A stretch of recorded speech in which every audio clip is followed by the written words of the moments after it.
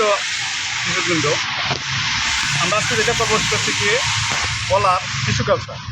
আমরা জানি যে সাধারণত আমাদের যে কলা গাছ আছে, কলা গাছগুলোর থেকে আমরা যে কলা উৎপাদন করি তাহলে তার থেকে সঠিক কিছু পাওয়া যাবে।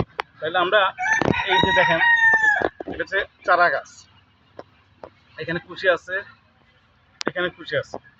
আমরা এটাকে টিস্যু কালচার করবো। টিস্যু কালচার করার পরে আমাদের ফলন বৃদ্ধি পাবে।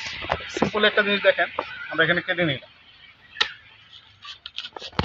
বরাবর কেটে নিলাম। নেওয়ার পরে আমরা এটাকে ডিস্ট্রয় করে দেবো, যাতে এখান থেকে আর নতুন করে সোজা গাছ না উঠতে পারে।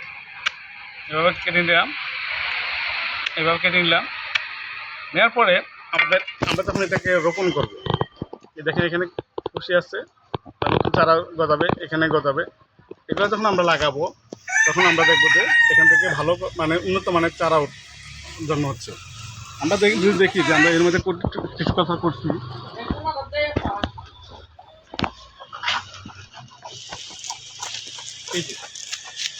এই যে আমরা যখন লাগিয়েছি, এই দেখেন কত উন্নত জাতের চারা হচ্ছে।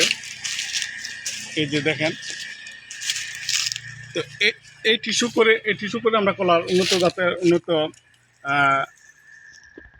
ফসল পাবো। এই টিস্যু কালচারের মাধ্যমে আপনাদের কলার উন্নয়ন এবং কি কলার জাত উন্নয়ন ক্ষেত্রে টিস্যু কালচারের কোনো ভূমিকা ইয়ে নেই। আমরা টিস্যু করে আমরা কলার ফলন বৃদ্ধি করতে পারি এবং কি কলার জাত উন্নয়ন করতে পারি।